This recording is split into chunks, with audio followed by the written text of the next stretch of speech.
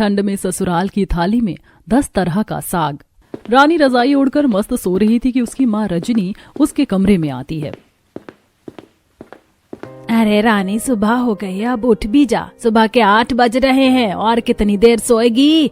चल जल्दी मेरे साथ बाजार चल। अरे सोने दो ना माँ, क्यों सुबह सुबह तंग कर रही हो? मुझे नहीं जाना है बाजार।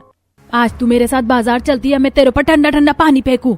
माँ के गुस्सा करने की वजह से रानी को उठकर अपनी माँ के साथ बाजार जाना पड़ता है। रास्ते में काफी ज्यादा ठंड थी, ठंडी हवाएं आज सन सन चल रही थी।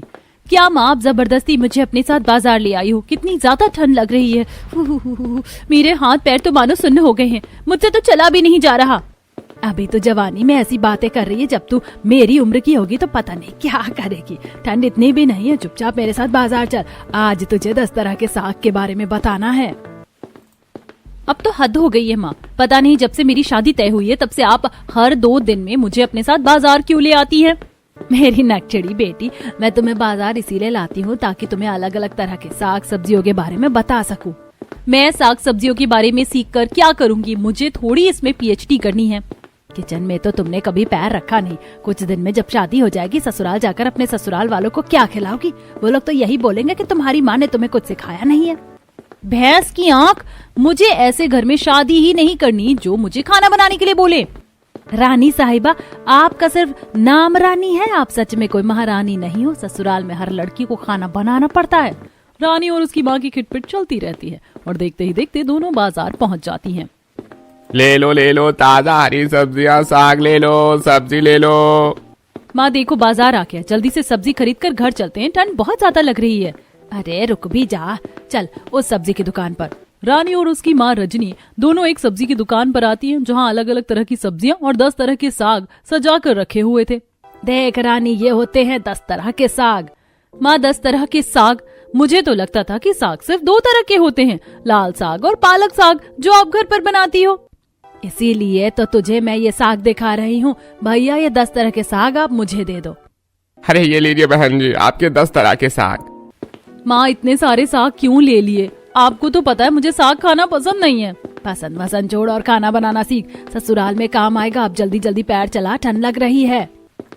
रानी और उसकी माँ साग सब्जियां लेकर घर आ जाती हैं। घर आने के बाद रानी बिना पैर धोए सोफे पर पैर चढ़ाकर बैठ जाती है और टीवी देखने लगती है।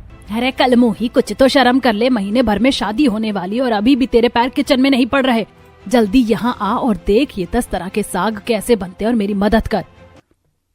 माँ का दिमाग आज कुछ ज्यादा ही गर्म लग रहा है, चलो किचन में जाकर उनकी थोड़ी मदद करते हैं। रानी किचन में आती और फिर अपनी माँ के साथ मिलकर 10 तरह के साग को छांटना शुरू करती है। वह सरसों, पालक, बथुआ, मेथी को छांट कर अलग करती है और फिर काटना शुरू करती है। हाँ बिल्कुल, इसी तरह से काम कर। रानी को पहले बिल्कुल भी खाना बनाना नहीं आता था, लेकिन रजनी ने जब से रानी के पीछे पड़कर उसे खाना बनाना सिखाना शुरू किया है, तब से रानी को भी काफी कुछ बनाना आ गया है और अब वह 10 तरह के साग बनाना सीख रही है। माँ, सारा साग तो कट गया, अब मैं टीवी देखने के लिए जाऊँ? बिल्कुल नहीं, देखो मैं इन सागों को कैसे पकाती हूँ। रजनी एक एक करके सारे साग पकाती है और सभी को अलग अलग स्टाइल में बनाती है। खाना बनने के बाद जब रानी 10 तरह के साग को खाती है तो उसे भी वो काफी अच्छा लगता है। अब समझ आया मैं तुम्हें साग बनाने को क्यों बोल रही थी। हाँ माँ, मुझे समझ आ गया है। देखते ही देखते 1 महीना गुजर जाता है और फिर रानी की शादी राजीव से हो जाती है। शादी के बाद राजीव रानी की विदाई करके उसे अपने साथ अपने घर ले आता है, जहाँ दरवाजे पर उसका परिवार बहू के स्वागत के लिए खड़ा था। आइए देवरानी जी, हमारे घर में आपका स्वागत है। हाय राम जी, मेरी बहू तो कितनी ज्यादा सुंदर है, तुम्हें किसी की नजर न लगे। पैर से कलश गिराकर घर के अंदर प्रवेश करो। भाभी, आप सिर्फ सुंदर ही हैं या फिर आपको खाना बनाना भी आता है? अरे रिंकी बेटा, क्या आज ही अपनी भाभी का इंटरव्यू ले लोगी? देखो ठंड कितनी ज्यादा बढ़ रही है, अपनी भाभी को उनके कमरे में लेकर जाओ, बेचारी थक गई होंगी। रिंकी अपनी भाभी को उनके कमरे में ले जाती है। रानी फ्रेश होती है और फिर जैसे ही वो बेड पर लेटती है उसे तुरंत नींद आ जाती है। अगली सुबह उसकी पहली रसोई थी। अच्छा हुआ माँ ने मुझे पहले ही मीठा बनाना सिखा दिया था, आज तो मैं सभी के लिए गुलाब जामुन बनाऊंगी। रानी किचन में चली जाती है और फिर अपनी पहली रसोई में गुलाब जामुन बनाने के लिए मावा, मैदा, बेकिंग सोडा, दूध, घी, तेल सब कुछ निकाल लेती है। एक काम करती हूँ, सबसे पहले गुलाब जामुन की चाशनी तैयार कर लेती हूँ। रानी सबसे पहले कढ़ाई में पानी और चीनी डालती है और उसे उबालती है। पानी उबल जाने के बाद फिर वो उसमें इलायची और गुलाब जल डालकर गैस बंद कर देती है। चाशनी तो बन गई और मैंने मावा को भी अच्छे से मसल लिया है। अब इसमें मैदा और बेकिंग सोडा मिलाकर इसे थोड़ा और गूंथ लेती हूँ। रानी मावा गूंथने के बाद छोटे छोटे लड्डू बनाती है और कढ़ाई में घी डालकर उन लड्डुओं को उसमें तलकर सीधे चाशनी में डाल देती है। लो, हो गया गुलाब जामुन तैयार। अरे वाह बहू, गुलाब जामुन की खुशबू तो बहुत अच्छी आ रही है। रानी सभी को गुलाब जामुन ले जाकर डाइनिंग टेबल पर देती है। सभी गुलाब जामुन खाकर रानी की बहुत तारीफ करते हैं और उसे पहली रसोई का तोहफा भी देते हैं। माँ जी, आज नाश्ते में क्या बनेगा? देवरानी जी, आपने देखा नहीं, किचन में 3 तरह के साग रखे हुए हैं, आज नाश्ते में वही बनेगा। रानी किचन में जाती है और देखती है कि वहाँ सरसों, मेथी, बथुआ का साग रखा हुआ है। मुझे अब नाश्ते में ये साग बनाना होगा। हे भगवान, मैं कहाँ फंस गई। अच्छा हुआ शादी से पहले माँ ने मुझे ये साग बनाना सिखाया था, लेकिन मुझे अभी भी अच्छे से साग बनाना कहाँ आता है। रानी 3 तरह के साग लेकर उसे छांटने के लिए बैठती है, लेकिन रानी को तो ये सब काम आते ही रही थे, इसीलिए साग छांटने में ही वो 1 घंटा लगा देती है। इतनी देर से साग ही छांट रही हो, इस रफ्तार में काम करोगी तो शायद हमें कल सुबह नाश्ता खाने को मिलेगा। जल्दी जल्दी हाथ चलाओ। एक तो मुझे ये साग बनाना नहीं आता, मैं 1 घंटे से परेशान हूँ और ये जेठानी जी आकर मुझे ऊपर से बातें सुना रही हैं। रुक, तुझे अभी साग बनाकर खिलाती हूँ। अपनी जेठानी की बात सुनकर रानी को गुस्सा आ जाता और वो जल्दी जल्दी 3 तरह का साग बनाती है और उसमें छौंका लगाती है। साग बन गए थे, इसीलिए रानी जल्दी से मक्के की रोटी बनाती है। नाश्ता बन गया है, आप लोग डाइनिंग टेबल पर बैठ जाइए, मैं नाश्ता लेकर आती हूँ। साग की खुशबू तो बहुत अच्छी आ रही है, मुझसे तो अब रुका नहीं जा रहा। रानी किचन में जाकर जल्दी से 3 तरह के साग और मक्के की रोटी सभी को परोसती है। सभी खाना खाते हैं और फिर छी, कितना बेकार साग बना है, ये तो बिल्कुल भी स्वादिष्ट नहीं है। ये कैसा खाना बनाया देवरानी जी आपने? ये साग तो पूरी तरह से कच्चा है। आपको खाना वाना बनाना आता भी है या नहीं? मुझे तो सब्जियां बनानी आती है, लेकिन मुझे साग बनाना अच्छे से नहीं आता।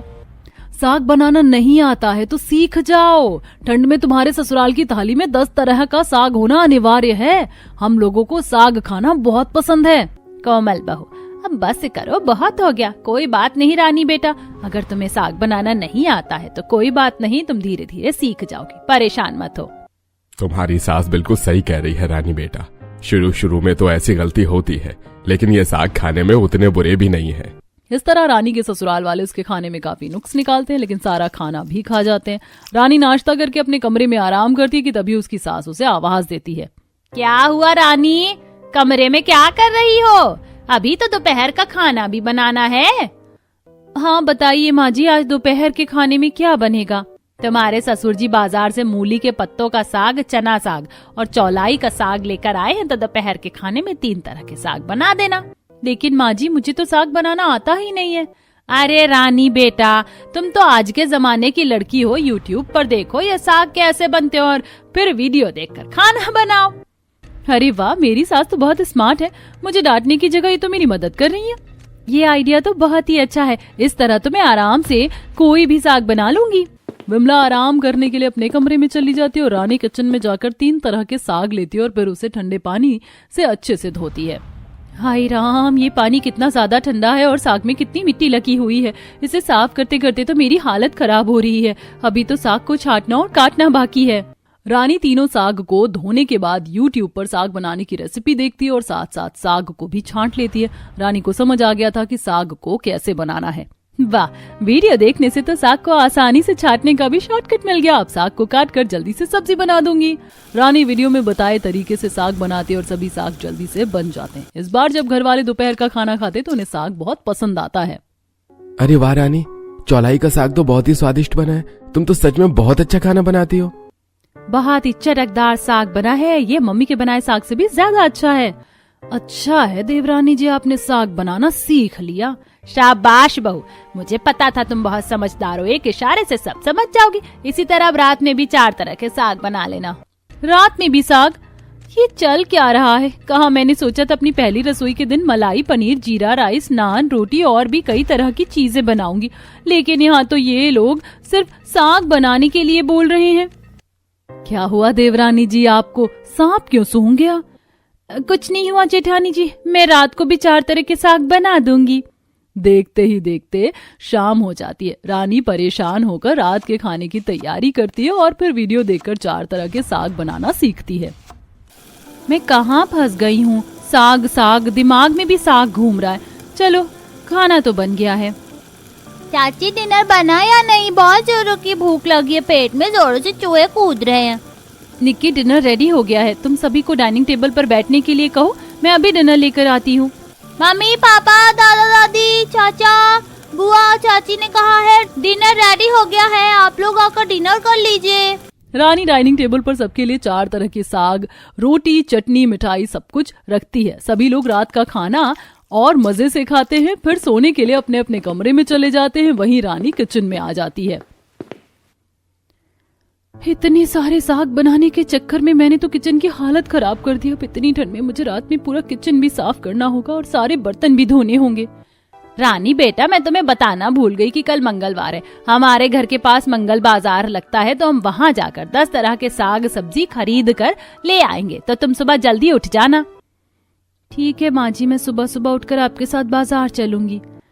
अभी तक तो मैं सोई भी नहीं हूँ, सुबह उठूंगी कैसे? ऊपर से इतने ठंडे पानी में बर्तन साफ करना मतलब मौत को गले लगाना, लेकिन काम तो करना ही पड़ेगा। रानी ठंड में परेशान होकर सबके सोने के बाद ठंडे ठंडे पानी से किचन में अकेले बर्तन धोती है और फिर बर्तन धोने के बाद सोने के लिए चली जाती है। अगली सुबह रानी, ओ रानी बेटा उठ जाओ, हमें बाजार जाना है। क्या यार, कल रात तो मैं बहुत लेट सोई थी और ये माँ जी सुबह 7 बजे आकर मुझे उठा रही। इस घर में मुझे 2 पल का चैन नहीं है। आज रानी का उठने का बिल्कुल भी मन नहीं था। पहली रसोई के दिन इतना सारा काम करने की वजह से वो बहुत थक गई थी, लेकिन फिर भी उसे सुबह उठना पड़ता है और अपनी सास के साथ तैयार होकर बाजार जाना पड़ता है। रास्ते में रानी, तुमने इतने सारे स्वेटर क्यों पहन रखे हैं? ये दिखने में कितना अजीब लग रहा है। माँ जी, मुझे ठंड बहुत ज्यादा लगती है और मुझे ठंड बर्दाश्त भी नहीं होती, इसीलिए मैंने ये हुलिया बनाया हुआ है। चलो कोई नहीं, इतनी ठंड होने के बाद भी तुम मेरे साथ बाजार जा रही हो, मुझे खुशी है। दोनों सास बहू ठंड में बातें करते हुए बाजार जाते हैं। मंगल बाजार हफ्ते में 1 दिन लगता था, इसीलिए इस दिन बाजार में बहुत भीड़ होती थी। माँ जी, बाजार में तो कितनी ज्यादा भीड़ है। मुझे तो लगा था बाजार बहुत खाली होगा और ठंडी हवा चलने पर हमें जोरों की ठंड लगेगी, लेकिन यहाँ इतने सारे लोग हैं कि ठंड महसूस नहीं हो रही है। इसीलिए तो रानी बेटा इसे मंगल बाजार कहते हैं। चलो हम जल्दी से सारा साग खरीद लेते हैं। विमला और रानी एक सब्जी वाले की दुकान पर जाते हैं, जिसकी दुकान पर अलग अलग तरह के फ्रेश साग और सब्जियां रखी हुई थी। भैया, हमें 10 तरह के साग दे दो, बड़ी ठंड लग रही है। अरे इनको देने के बाद आपको ही दे रहे हैं बहन जी, बस 2 मिनट रुक जाइए। सब्जी वाला रानी को 10 तरह के साग और कुछ हरी सब्जियां देता है। शॉपिंग करने के बाद रानी अपनी सास के साथ घर के लिए निकलती है। माँ जी, ठंड की वजह से तो मुझसे चला भी नहीं जा रहा है, क्या हम ऑटो से घर जा सकते हैं? क्यों नहीं बहू, वैसे भी हमने आज कोई फालतू शॉपिंग की नहीं है, चलो ऑटो से ही घर चलते हैं। रानी और विमला ऑटो ले लेती हैं और फिर ऑटो में बैठकर अपने घर आ जाती है। घर आने के बाद, अरे वाह, आ गए आप लोग। रानी, राम जी कह रहे थे कि आज उन्हें ऑफिस जल्दी जाना है, तो एक काम करना, आज नाश्ता थोड़ा जल्दी बना लेना। पता नहीं कैसी जेठानी मिली है मुझे, बस अभी अभी तुम्हें बाजार से सामान लेकर घर आई हूँ। ये नहीं कि नाश्ता बनाने में मेरी मदद कर दे या आज नाश्ता खुद ही बना ले, बस फरमाइश सुना दी। रानी, राम को कभी कभी ऑफिस जल्दी जाना पड़ता है। अगर तुम जल्दी नाश्ता नहीं बनाओगी तो बेचारे को बिना खाए ऑफिस जाना पड़ेगा। अगर ऐसी बात है तो जेठानी जी आप भी मेरी मदद कर दीजिए, इससे नाश्ता जल्दी बन जाएगा। सॉरी रानी, मैं तुम्हारी कोई मदद नहीं कर सकती क्योंकि मुझे निक्की को तैयार करके स्कूल भेजना है। तुम्हें नाश्ता अकेले ही बनाना पड़ेगा। अच्छा ठीक है, मैं अभी किचन में जाती हूँ, नाश्ता बनाना शुरू करती हूँ। थके होने के बाद भी रानी किचन के अंदर जाती है और फिर 4 तरह के साग बनाती है। रानी को अब खाना बनाना थोड़ा आ गया था, इसीलिए वो जल्दी नाश्ता बना लेती है और सबको खाने के लिए देती है। क्या बात है रानी, तुमने कितना स्वादिष्ट खाना बनाया है। इतना टेस्टी साग गांव में मेरी नानी बनाया करती थी और खाना खाकर तो मजा ही आ जाता था। थैंक यू इतना टेस्टी खाना बनाने के लिए। चलो, इतनी मेहनत करने के बाद किसी ने तो मेरी इतनी तारीफ की। अच्छा है, कम से कम मेरे पति को मेरे हाथ का खाना पसंद है। सभी को नाश्ता खिलाने के बाद रानी किचन में आती है और फिर सारे जूठे बर्तनों को साफ करती है। काश मैं ये काम करके आराम कर पाती, लेकिन अभी घर में इतना सारा काम है, अभी तो मुझे बहुत सारे कपड़े भी धोने हैं। रानी बहुत सारे गंदे कपड़े लेकर बाथरूम में उन्हें धोने के लिए जाती है। हाय मोरी मैया, पानी तो हद से ज्यादा ठंडा है। अभी तो इतने ठंडे पानी से बर्तन साफ किए थे और अब फिर से कपड़े धोने पड़ेंगे। कहीं मुझे ठंडे पानी में काम करते करते बुखार ना हो जाए। सुनो ना रानी, अगर तुम कपड़े धो रही हो तो मेरी निक्की के भी कपड़ों को लगे हाथ धो दो। अभी कौन जाएगा ठंडे पानी में इसके कपड़े धोने। निक्की के कपड़े काफी महंगे हैं, तो कपड़ों को थोड़ा अच्छे से धोना। मेरी जेठानी कितनी कामचोर है। एक तो 3 टाइम का सारा खाना मुझसे बनवाती है और अब तो घर के काम भी करवाने लगी है। रानी उदास होकर सारे कपड़े धोती है और फिर कपड़ों को डालने के लिए छत पर चली जाती है।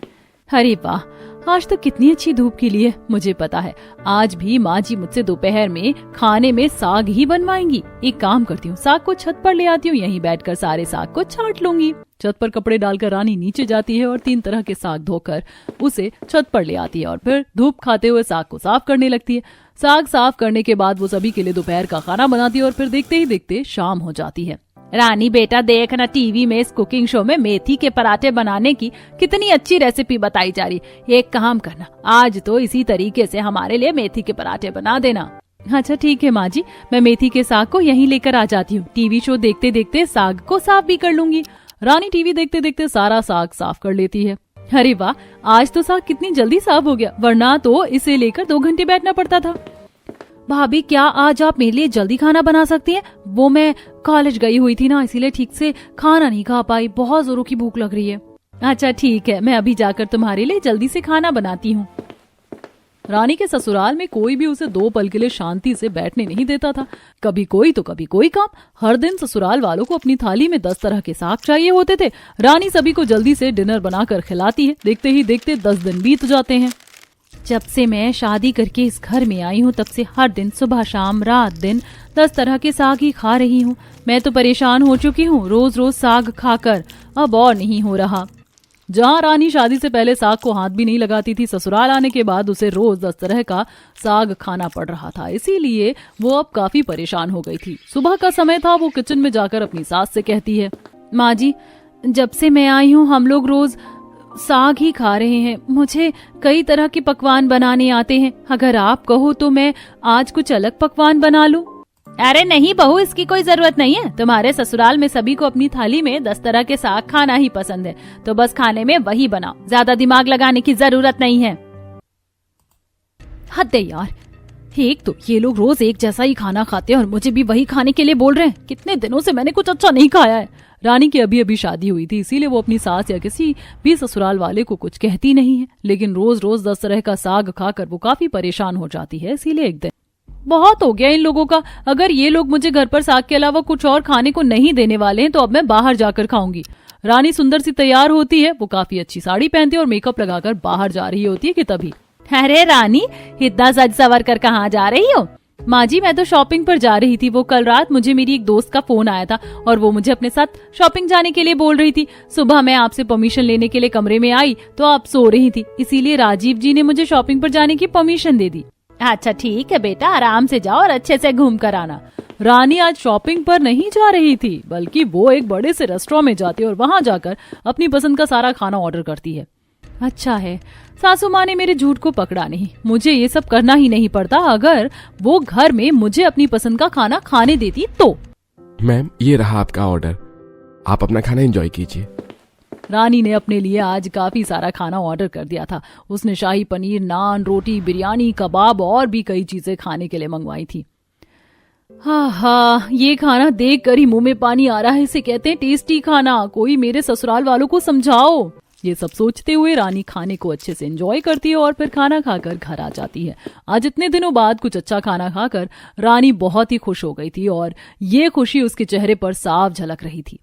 क्या बात है देवरानी जी, आज तो आप बड़ी खुश लग रही हैं। हाँ जेठानी जी, आज वो बहुत दिनों बाद में अपनी दोस्त से मिली ना, इसीलिए आज बहुत ज्यादा खुश हूँ। चलो अच्छा बेटा, इसी बहाने तुम्हारा मन बहल गया। लेकिन अब शाम हो गई है तो एक काम करो, रात के डिनर की तैयारी कर लो। तुम्हारे ससुर जी कह रहे थे कि आज उन्हें डिनर में 5-6 तरह के साग खाने हैं।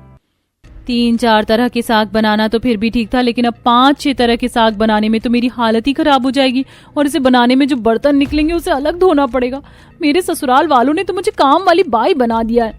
अरे कहाँ खो गई रानी बेटा, तुम अक्सर क्या सब सोचती रहती हो, हमें भी बताओ। अगर अपने मन की बात आपको बता दी ना सासू माँ तो आपके तोते उड़ जाएंगे। रानी उदास होकर किचन से साग लेकर आती है और फिर उदास होकर टीवी देखते हुए साग की डंडियों को तोड़ना शुरू करती है। साग को साफ करने के बाद वो किचन में जाकर उसे छोटा छोटा काटती है। कढ़ाई तो गर्म हो चुकी है, चलो इसमें सरसों और मिर्च का छौंका लगा देती हूँ। रानी छौंका लगाने के बाद उसमें प्याज डालकर उसे अच्छे से फ्राई करती है और फिर साग डालकर उसमें नमक डालकर उसे पकाने के लिए छोड़ देती है। कुछ ही देर में साग बन जाता है और वो रिंकी को आवाज देती है, रिंकी, खाना बनकर तैयार हो गया, आकर खाना खा लो। बस आई भाभी, मेरा भी काम हो गया। रिंकी डिनर करने के लिए डाइनिंग टेबल पर आती है और सभी के साथ मिलकर रानी के हाथ का बना टेस्टी मेथी बथुआ और चना साग के साथ सरसों का साग मक्के की रोटी के साथ खाती है। हर दिन की तरह सभी खाना खाकर चले जाते हैं और रानी को सारा काम अकेले करना पड़ता है। अगली सुबह, रानी, ओ बहू, अब उठ भी जाओ, कितनी देर तक सोती रहोगी? सूरज सिर पर आ गया है, अब तो उठ जाओ। पता नहीं क्यों ये माँ जी मुझे कभी शांति से सोने नहीं देती हैं। रानी चिढ़कर सुबह सुबह उठती है और अपनी सास के पास जाती है। क्या हुआ माँ जी, जो आप मुझे सुबह भी सोने नहीं दे रही है? आपको पता है बर्तन धोते धोते कितनी रात हो जाती है, कम से कम सुबह तो सोने दीजिए। बहुत हो गया सोना बोना, अच्छे घर की बहू है, इतनी देर तक नहीं सोती हैं। मैं उठ चुकी हूँ माँ जी, अब आप बताइए आपको क्या काम था? बेटा, घर में साग खत्म हो गया, अभी थोड़ी देर में नाश्ता भी बनाना होगा और बाजार जाने का टाइम नहीं है। काम करो, तुम हमारे खेत जाकर वहाँ से साग काट कर ले आओ। ठंड में कांपते हुए रानी अपने खेत जाती है और वहां जाकर साग काटने वाली दराती से साग को काटती है। रात भर ओस गिरने की वजह से साग काफी ठंडा हो गया था। ओह, कितनी ज्यादा ठंड लग रही है। ये साग तो बर्फ के जितने ठंडे हैं, मुझसे तो इन्हें छुआ भी नहीं जा रहा। काटना तो दूर की बात है, पर रानी बेटा करना तो पड़ेगा, वरना मेरी सास मेरे सर पर चढ़कर नाचेगी। ठंड में दांत किटकिटाते हुए रानी खेत से साग काटती है और फिर उसे लेकर घर आ जाती है।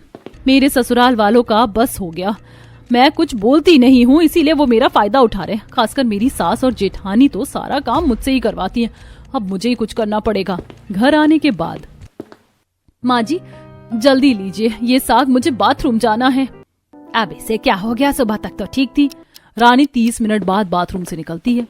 माँ जी मुझे लूज मोशन हो गया है, आज मैं खाना नहीं बना पाऊंगी और ना ही मैं कोई काम कर पाऊंगी। इतना बोलने के बाद रानी फिर से बाथरूम चली जाती है। उसे ऐसे देखकर उसकी सास और जेठानी को भी यकीन हो जाता है। कोमल, आज तो रानी की तबीयत बहुत खराब है, तो आज का खाना तुम बना लो। माँ, मैं अकेले इतना सारा खाना कैसे बनाऊंगी, आपको मेरी मदद करनी पड़ेगी। कोमल और विमला दोनों किचन में जाती है। विमला साग को तोड़ती है तो वहीं कोमल रोटी बनाती है। आज सिर्फ 3 तरह के साग बनाने में कोमल और विमला की हालत खराब हो जाती है। नाश्ते के टेबल पर, रानी, आज का खाना इतना बेकार क्यों लग रहा है? जेठ जी, आज का खाना मैंने नहीं बल्कि जेठानी जी ने बनाया है। क्या बोला आपने? आपको खाना पसंद नहीं आया? मैंने बहुत मेहनत से खाना बनाया, तो चुपचाप से खाना खा लीजिए। कोमल और विमला का बनाया खाना किसी को भी उतना पसंद नहीं आता है, लेकिन सभी मन मारकर खा लेते हैं। खाना खाने के बाद, काम तो बहुत ज्यादा बढ़ गया है। माँ जी आप बर्तन धो लीजिए, तब तक मैं किचन साफ कर लेती हूँ और फिर घर में झाड़ू भी लगा दूंगी। मेरी बड़ी बहू तो सारा काम मुझसे ही करवा रही है, रानी तो मुझे कोई काम करने ही नहीं देती थी। क्या सोच रही है माँ जी, जल्दी जल्दी काम करिए ना। पानी कितना ठंडा है, मेरे हाथ तो अभी से सुन्न पड़ गए हैं, लेकिन बर्तन तो धोना ही पड़ेगा। विमला कांपते हुए बर्तन धोती है। अब रानी जानबूझकर कभी पेट दर्द का बहाना बना देती तो कभी चक्कर आने का। एक बार तो वो शलगम के पत्तों के साग को छूती है, जिससे उसे एलर्जी हो जाती है, जिस वजह से वो 10 दिन तक कोई काम नहीं करती। हम लोग तो रानी से 10 तरह के साग बनवाते हैं, लेकिन जब से उसकी तबीयत खराब हुई है सारा काम हमें करना पड़ रहा है। हाँ माँ जी, पता नहीं देवरानी जी अकेले इतना सारा काम कैसे करती थी, वो भी इतनी ठंड में। हमारी तो कुछ दिनों में ही हालत खराब हो गई है। विमला और कोमल रानी के पास जाती हैं। माफ करना देवरानी जी, हमने आपसे 10 तरह के साग बनवाए, लेकिन अब आपको अकेले वो सब करने की जरूरत नहीं है। अब मैं और माँ जी दोनों खाना बनाने में और बाकी काम करने में आपकी मदद करेंगे। हाँ, और अगर तुम्हें साग खाने का मन ना हो तो तुम अपनी पसंद की कोई और सब्जी भी बना सकती हो। इस तरह रानी के 10 तरह के साग खाने वाले ससुराल में सभी लोग मिलकर काम करने लगते हैं और बहू को भी अपनी पसंद का खाना खाने को मिल जाता है।